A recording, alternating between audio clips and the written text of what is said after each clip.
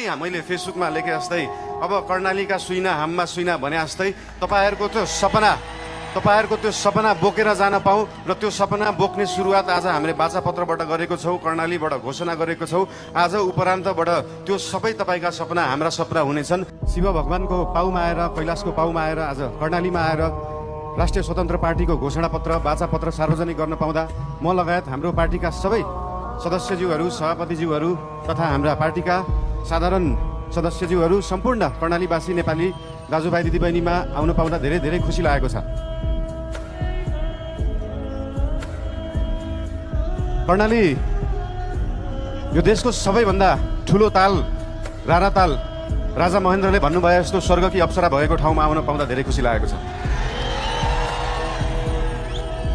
देशको सबैभन्दा लामो नदी रहेको ठाउँ, देशको सबैभन्दा ठुलो जिल्ला रहेको ठाउँ, देशको सबैभन्दा ठुलो गाउँपालिका रहेको ठाउँ, देशकै सबभन्दा गहिरो ताल रहेको ठाउँ, जुन गहिराईलाई आजसम्म कुनै सरकारले, कुनै पार्टीले यो देशले बुझ्न सकेन, त्यो गहिराईलाई बुझ्न चाहन्छौँ। त्यो गहिराई बुझ्ने पार्टी हो राष्ट्रिय स्वतन्त्र पार्टी। आजको दिनमा डोल्पाको सुन जस्तो मानिने यार्सा गुम्बा विश्वभरि पुग्न सक्छ, तर कर्णालीको स्याउ र मार्सी चामल त्यही चितवन र झापा पुग्न सक्दैन। यहाँको उत्पादनलाई कम्तीमा पनि देशभरि पुर्याउने पार्टी बन्न चाहन्छ राष्ट्रिय स्वतन्त्र पार्टी।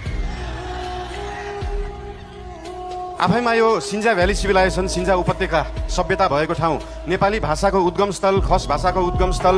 यहाँ आफ्नै भाषा छ, आफ्नै लिपि छ, आफ्नै चित्रकला छ, आफ्नै नाचगान छ, आफ्नै जात्रा पनि छ। यो सबै भयो भने एउटा सभ्यता मानिन्छ। त्यो सभ्यता जोगाउने पार्टी बन्न चाहन्छ राष्ट्रिय स्वतन्त्र पार्टी।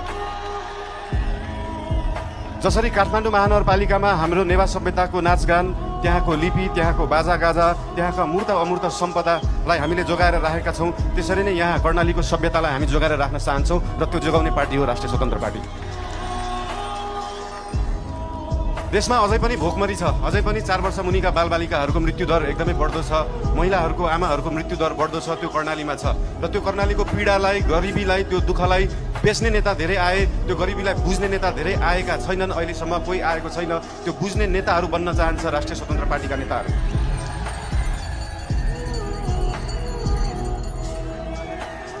यहाँको पर्यटन, यहाँको सम्भावना, यहाँको कृषि, यहाँको खेतीपाती, यहाँको आय आर्जन सबै वृद्धि गर्न पाऊँ, तपाईँहरूको आशीर्वाद लिन पाऊँ र तपाईँहरूको अस्ति मैले फेसबुकमा लेखे जस्तै अब कर्णालीका सुइना हाममा सुइना भने जस्तै तपाईँहरूको त्यो सपना